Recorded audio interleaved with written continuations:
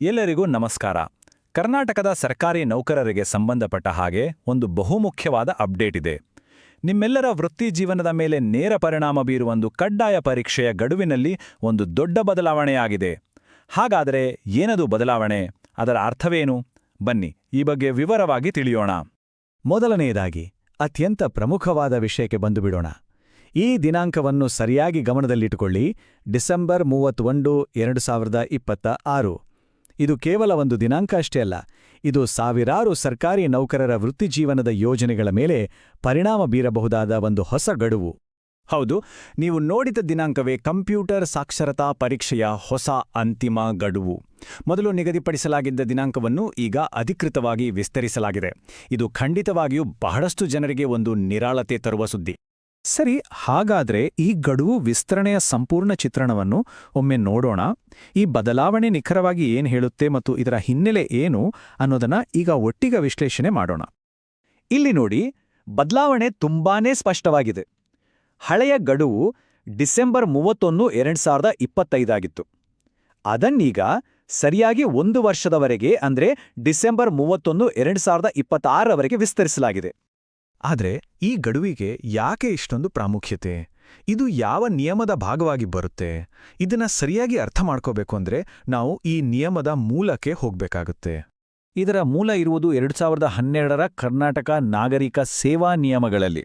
ನೋಡಿ, ಈ ನಿಯಮದ ಪ್ರಕಾರ ಬಡ್ತಿ ಅಂದ್ರೆ ಪ್ರಮೋಷನ್ ಮತ್ತು ವಾರ್ಷಿಕ ವೇತನ ಹೆಚ್ಚಳ ಅಂದ್ರೆ ಇಂಕ್ರಿಮೆಂಟ್ಸ್, ಈ ತರಹದ ವೃತ್ತಿಜೀವನದ ಪ್ರಮುಖ ಹಂತಗಳಿಗೆ ಪ್ರತಿಯೊಬ್ಬ ಸರ್ಕಾರಿ ನೌಕರರು ಕಂಪ್ಯೂಟರ್ ಸಾಕ್ಷರತಾ ಪರೀಕ್ಷೆಯಲ್ಲಿ ಪಾಸ್ ಆಗೋದು ಕಡ್ಡಾಯ.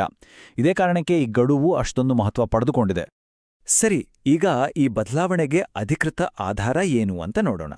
ಸರ್ಕಾರದ ಅಧಿಸೂಚನೆಯಲ್ಲಿ ಈ ಬಗ್ಗೆ ಏನು ಹೇಳಿದ್ದಾರೆ ಅನ್ನೋದನ್ನ ನೇರವಾಗಿ ಪರಿಶೀಲಿಸೋಣ.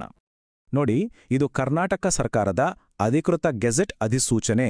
ಯಾವುದೇ ನಿಯಮ ತಿದ್ದುಪಡಿ ಆಗಬೇಕಾದ್ರೆ ಮೊದಲು ಇಲ್ಲಿ ಪ್ರಕಟ ಆಗಬೇಕು, ಆಗಷ್ಟೇ ಅದಕ್ಕೆ ಕಾನೂನಿನ ಮಾನ್ಯತೆ ಸಿಗುತ್ತೆ. ನಾವು ಮಾತಾಡ್ತಿರುವ ಈ ಗಡುವು ವಿಸ್ತರಣೆಗೆ ಇದೇ ಅಧಿಕೃತವಾದ ಆಧಾರ. ಈ ಅಧಿಸೂಚನೆಯಲ್ಲಿರುವ ಕಾನೂನು ಭಾಷೆಯನ್ನ ಸ್ವಂತ ಸರಳವಾಗಿ ಅರ್ಥ ಮಾಡಿಕೊಳ್ಳೋಣ. ನಿಯಮ 2, ನಿಯಮ 3ರ ಉಪನಿಯಮ ಎ ಮತ್ತು ಬಿ, ಈ 3 ಕಡೆಗಳಲ್ಲಿಯೂ 31-12-2025 ಅಂತ ಇದ್ದ ದಿನಾಂಕವನ್ನು ತೆಗೆದು ಅದರ ಜಾಗದಲ್ಲಿ 31-12-2026 ಅಂತ ಬದಲಾಯಿಸಲಾಗಿದೆ. ಇದು ತುಂಬಾನೇ ನೇರ ಮತ್ತು ಸ್ಪಷ್ಟವಾದ ತಿದ್ದುಪಡಿ. ಇಲ್ಲಿ ಇನ್ನೊಂದು ಪ್ರಮುಖವಾದ ಅಂಶ ಇದೆ. ಅಧಿಸೂಚನೆಯಲ್ಲಿ ಈ ಬದಲಾವಣೆ ಜನವರಿ 1, 2026ರಿಂದಲೇ ಜಾರಿಗೆ ಬಂದಿದೆ ಅಂತ ಪರಿಗಣಿಸಬೇಕು ಅಂತ ಹೇಳಲಾಗಿದೆ. ಇದರ ಅರ್ಥ ಏನು ಅಂದ್ರೆ, ಹಳೆಯ ಗಡುವು ಮುಗಿಯುವ ಮರುದಿನದಿಂದಲೇ ಈ ಹೊಸ ನಿಯಮ ಅನ್ವಯ ಆಗುತ್ತೆ ಅಂತ. ಸರಿ, ಇಷ್ಟೆಲ್ಲ ಅಧಿಕೃತ ವಿವರಗಳನ್ನ ನೋಡಿದ್ವಿ. ಇದರ ಸಾರಾಂಶ ಏನು? ಸರ್ಕಾರಿ ನೌಕರರಿಗೆ ಇದರಿಂದ ಆಗುವ ನೇರ ಪರಿಣಾಮ ಏನು? ಪ್ರಮುಖ ಅಂಶಗಳನ್ನ ನೋಡೋಣ ಬನ್ನಿ. ಇದರ ಅತ್ಯಂತ ಸರಳ ಮತ್ತು ನೇರವಾದ ಅರ್ಥ ಏನಪ್ಪಾ ಅಂದ್ರೆ, ಕಡ್ಡಾಯ ಕಂಪ್ಯೂಟರ್ ಸಾಕ್ಷರತಾ ಪರೀಕ್ಷೆಯನ್ನು ಪಾಸ್ ಮಾಡಲು ಸರ್ಕಾರಿ ನೌಕರರಿಗೆ ಈಗ ಪೂರ್ತಿಯಾಗಿ 1 ವರ್ಷ ಹೆಚ್ಚುವರಿ ಸಮಯ ಸಿಕ್ಕಿದೆ. ಇದು ಅವರಿಗೆ ತಯಾರಿ ನಡೆಸಲು ಮತ್ತು ಪರೀಕ್ಷೆ ಬರೆಯಲು ಇನ್ನಷ್ಟು ಅವಕಾಶವನ್ನು ಕೊಡುತ್ತೆ. ಆದ್ರೆ ಈ ಬದಲಾವಣೆ ಒಂದು ದೊಡ್ಡ ಪ್ರಶ್ನೆಯನ್ನ ನಮ್ಮೆಲ್ಲರ ಮುಂದಿಡುತ್ತೆ. ಈ ಸಿಕ್ಕಿರೋ 1 ವರ್ಷದ ಹೆಚ್ಚುವರಿ ಸಮಯ ಕೇವಲ ಗಡುವನ್ನು ಮುಂದೂಡುವ ಹಾಗಾಗುತ್ತಾ? ಅಥವಾ ಈ ಅವಕಾಶವನ್ನ ಬಳಸ್ಕೊಂಡು ಸರ್ಕಾರಿ ಸೇವೆಯಲ್ಲಿ ಡಿಜಿಟಲ್ ಕೌಶಲ್ಯಗಳನ್ನ ನಿಜವಾಗಿಯೂ ಬಲಪಡಿಸಲು ಇದೊಂದು ಅವಕಾಶ ಆಗಲಿದ್ಯಾ? ಇದು ನಾವು ಯೋಚಿಸಬೇಕು.